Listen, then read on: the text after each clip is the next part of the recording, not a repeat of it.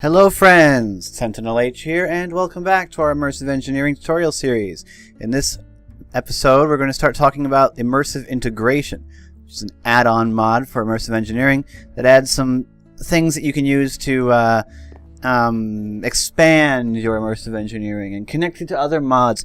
However, in this first episode, we're going to be talking about the Redstone wire connector, which adds some much-needed functionality, really, and it makes Redstone a lot easier to use, let me tell you.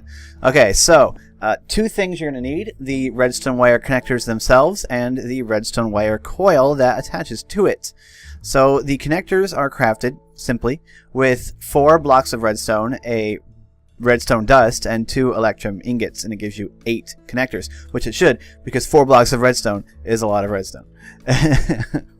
The redstone wire coil also uses the same ingredients: 2 electrum ingots, 2 redstone dust, and a stick, and that gives you 4 redstone wire coils.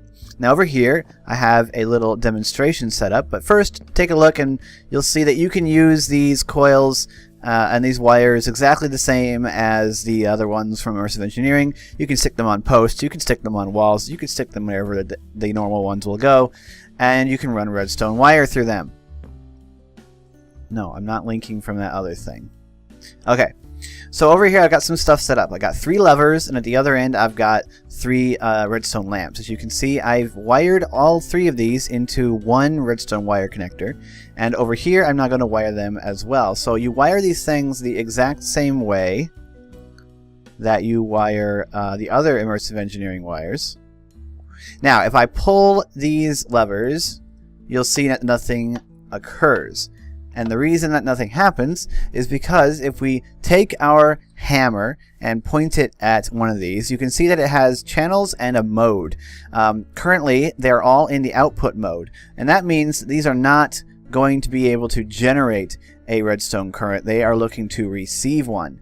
If I hold shift and right click on this, no, don't hold shift, just right click. I keep getting it backwards.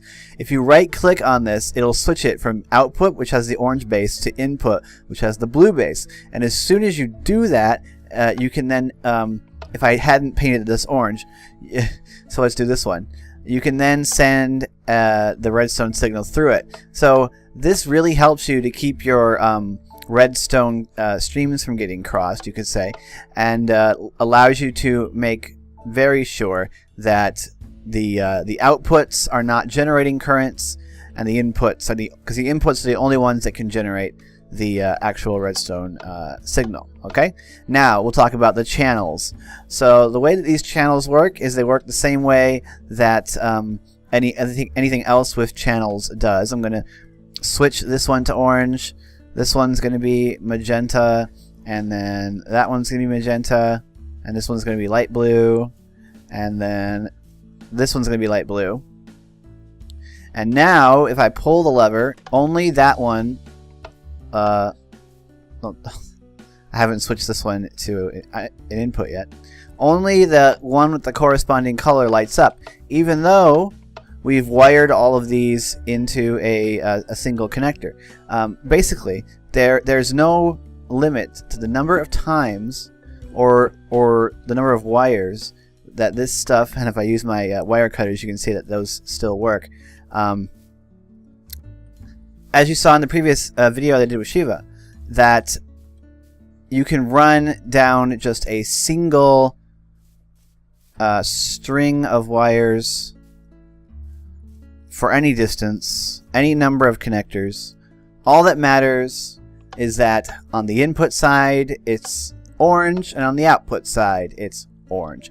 And you can run through the full gamut of dye colors in Minecraft. There you have it. I think this makes redstone wiring a lot easier, and I'm going to be using it in the Let's Play series to control my Immersive Engineering room as soon as I get enough redstone to make all these connectors, because, you know, they're kind of expensive for all that those redstone blocks. But yes, very cool. Now there's a couple things you can't do with this. Even though this looks like the Immersive Engineering wire, you cannot run this through breaker switches. That's just for power. So you can't do anything weird like that.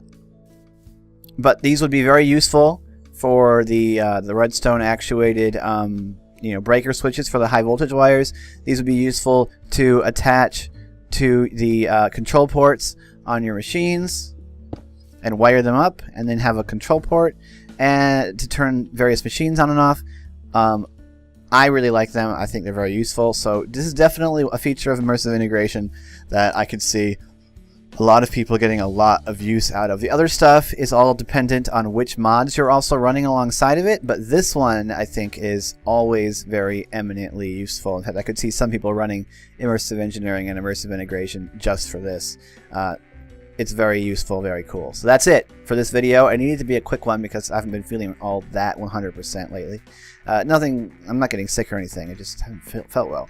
So yeah, that's it. So I hope you enjoyed this episode, and these redstone wire connectors are really very useful. Definitely check them out and use them.